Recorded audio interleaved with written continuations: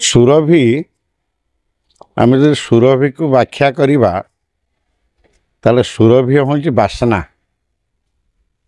ଆମର ଛାତ୍ରଛାତ୍ରୀମାନଙ୍କ ଭିତରେ କୋମଳମତୀ ଛାତ୍ରଛାତ୍ରୀମାନଙ୍କ ମନ ଭିତରେ ଯେଉଁ ଅନୁସନ୍ଧିତ୍ସୁ ଆବେଗିକ ସୃଜନାତ୍ମକ ବିକାଶ ଘଟାଇବା ପାଇଁ ଏହା ହେଉଛି ଓଡ଼ିଶା ସରକାରଙ୍କର ଏକ ବୈପ୍ଳବିକ ଚିନ୍ତାଧାରା। ଏହା ଆଜି ନୁହେଁ, ଅତୀତରେ ଏମିତି ଆମର ହେଇ ଆସିଛି ଦୀର୍ଘ ଦିନ ହେଲା। ଛାତ୍ରଛାତ୍ରୀମାନଙ୍କୁ ଟିକେ ଆମେ ଆଉ ଦୁଇ ପାଦେ ଆଗକୁ ନେଇକରି ସେମାନଙ୍କ ଭିତରେ ଯେଉଁ ସୃଜନାତ୍ମକ ଶକ୍ତି ଅଛି ତାକୁ ଅଭିମନ୍ତ୍ରିତ କରିବା ପାଇଁ, ତାକୁ ଟିକେ ଆଗୁସାର କରିବା ପାଇଁ ଏବଂ ସେମାନଙ୍କ ଭିତରେ ଯାହା ଯାହା ଅଛି କଳା ନୈପୁଣ୍ୟ ତାକୁ ସ୍ପଷ୍ଟ ଭାବରେ ଲୋକଲୋଚନକୁ ଆଣିବା ପାଇଁ ଏହା ଏକ ସରକାରଙ୍କର ଏକ ମାନେ ସ୍ୱାଗତ ଯୋଗ୍ୟ ପଦକ୍ଷେପ।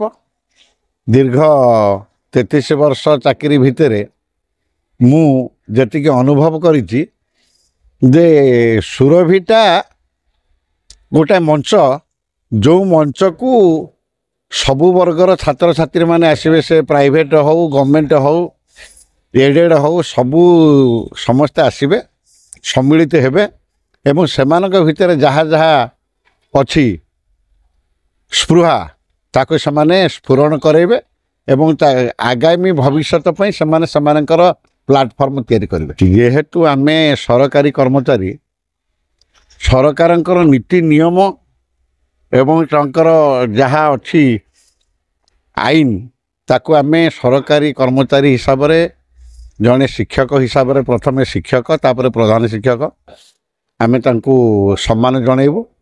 ଯାହା ଯାହା କାର୍ଯ୍ୟ ହେଉଛି ସରକାର ଯାହା ନିର୍ଦ୍ଦେଶ ଦେବେ, ଆମର ଆମ ଭିତରେ ଯେଉଁ ଗତାନୁଗତିକ ପରିକ୍ରମା ଅଛି ତାରି ଭିତରେ ଆମେ ଆମର କାର୍ଯ୍ୟ କରିବୁ ନିଶ୍ଚିତ ଭାବରେ। ଏବଂ ଆ ଦେହରେ ଦ୍ୱିମତ ହେବାର ନାହିଁ। ଯେଉଁମାନେ କହନ୍ତି ଆନ୍ଦୋଳନାତ୍ମକ ପନ୍ଥା ବାହାର କରି ବିଭିନ୍ନ ଇଲେକ୍ଟ୍ରୋନିକ୍ସ ମିଡ଼ିଆ ଏବଂ ପ୍ରିଣ୍ଟ ମିଡ଼ିଆରେ ବାହାର କରନ୍ତି ଯେ ଆମକୁ ଇଏ କାମ ଦିଅନ୍ତୁନି, କେବଳ ପାଠପଢ଼ା କାମ କରନ୍ତୁ। ନା, ପାଠ ସହିତ ଇଏ କାର୍ଯ୍ୟ ଗୁଡ଼ାକ କରିବା ନିହାତି ନିତାନ୍ତ ପ୍ରୟୋଜନ ଏବଂ ଆବଶ୍ୟକୀୟ। ଛାତ୍ରଛାତ୍ରୀମାନଙ୍କ ଭିତରେ କେବଳ କ'ଣ ଶ୍ରେଣୀଗୃହ ଭିତରେ ସେମାନେ ଆବଦ୍ଧ ହୋଇକି ରହିବେ? ତାଙ୍କ ଭିତରେ ଯେଉଁ ସ୍ଫୁରଣ ଘଟୁଛି ଜ୍ଞାନ, ପ୍ରତିଭା, ସେ ପ୍ରତିଭାଟା କେମିତି ବିକଶିତ ହେବ?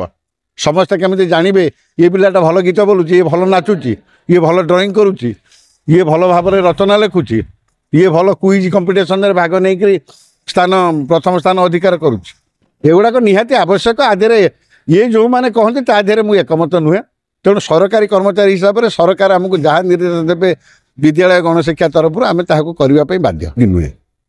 ଯେଉଁମାନେ ଦୀର୍ଘ ଦିନ ଧରିକିରି 1961 ମସିହାରୁ ସ୍କୁଲ ଆରମ୍ଭ, 61 ମସିହାରୁ ସ୍କୁଲ ଆରମ୍ଭ, ମୁଁ ଯାହା ଶୁଣିବାକୁ କହୁଥିଲି 68 ମସିହାରେ ଯେଉଁମାନେ ଦାନ ସୂତ୍ରରେ ଦେଇଥିଲେ ବିଦ୍ୟାଳୟକୁ ଜମିଜମା, 68 ମସିହାରୁ ଦେଇଥିଲେ ପ୍ରଧାନ ଶିକ୍ଷକ ସାମ୍ବାଦିକ ସମ୍ମିଳନୀ କରିକିରି ବିଓ, ପ୍ରଧାନ ଶିକ୍ଷକ ଏବଂ ଅନ୍ୟାନ୍ୟ ଏସ୍ଏମ୍ସି କମିଟିର ଚେୟାରପର୍ସନ୍ ଏବଂ ଯୁବ ସମାଜସେବୀ ଯେଉଁମାନେ ନିଆଳିରେ ଥିଲେ ସେମାନେ ବସିକିରି ଆଲୋଚନା କରୁଥିଲେ ଯେ ସେମାନେ କୋର୍ଟରେ ତାଙ୍କର କାଗଜପତ୍ର ପ୍ରଡ୍ୟୁସ୍ କରିବେ ଏବଂ 68 ମସିହାରେ ଯଦି ସେମାନେ ଦାନ କରିଥାନ୍ତି ବିଦ୍ୟାଳୟକୁ ତାହେଲେ ସେ ସମ୍ପତ୍ତି ଉପରେ ଆଉ କାହାର ଅଧିକାର ନାହିଁ। ସେ ସ୍କୁଲର ସମସ୍ତ ସ୍ଥାବର ଅସ୍ଥାବର ସମ୍ପତ୍ତି ସବୁ ବିଦ୍ୟାଳୟର। ଏଥିପାଇଁ ସମ୍ପୃକ୍ତ ପ୍ରଧାନ ଶିକ୍ଷକଙ୍କୁ କେବଳ ଏଇ ଯେ ଏବେ ଅଛନ୍ତି ଷ୍ଟାଣ୍ଡିଂ ହେଡ଼ମାଷ୍ଟର, ତାଙ୍କ ଦୋଷ ଆମେ ଦେଇପାରିବାନି। ଏଇଟା ହେଉଛି ଦୀର୍ଘ ବର୍ଷ ତଳର ଘଟଣା। ତେଣୁ ସେତେବେଳେ ଯେଉଁ ପୂର୍ବତନ ପ୍ରଧାନ ଶିକ୍ଷକମାନେ ଥିଲେ ସେମାନେ ଏ ବିଷୟରେ ଆଲୋଚନା କରିକିରି ଏବଂ ତହସିଲଦାରଙ୍କ ସହିତ ଆଲୋଚନା କରିକିରି ତାଙ୍କର ଯଦି ଏତେ ପ୍ରକାର ସବୁ ଅସୁବିଧା ଥିଲା ବିଦ୍ୟାଳୟରେ ତାକୁ ସବୁ ସୁଧାରି ଦେବା ପାଇଁ ସେମାନେ ନିଶ୍ଚିତ ପ୍ରକ୍ରିୟା ଆରମ୍ଭ କରିଥିଲେ। ଆଜି ଭଳି ଦିନରେ ଆମେ ସୁରଭି କରୁଛୁ, ଏପଟେ ଦୁଇଟା ସାଇନ୍ସ ଲ୍ୟାବ୍, ଇ ଲାଇବ୍ରେରୀ, କମ୍ପ୍ୟୁଟର ଲ୍ୟାବ୍ ସବୁ ତାଲା ପଡ଼ିଛି। ଏହା ଅତ୍ୟନ୍ତ ଦୁଃଖଦାୟକ ଘଟଣା। କ'ଣ ଉପଦେଶ ଦେବେ? ଆମେ ନିଶ୍ଚିନ୍ତ କହିବୁ ଯେ ଆକୁ ଆପୋଷ ସମାଧାନ କରିକି ତୁମର ଯାହା ରେକର୍ଡ଼ ପତ୍ର ଅଛି କୋର୍ଟରେ ପ୍ରଡ୍ୟୁସ୍ କର ଏବଂ ତୁମର ଜମି ଜମା ଯାହା ବିଦ୍ୟାଳୟ ନାଁରେ ଥିଲା ତାକୁ ଫେରାଇ ଆଣ।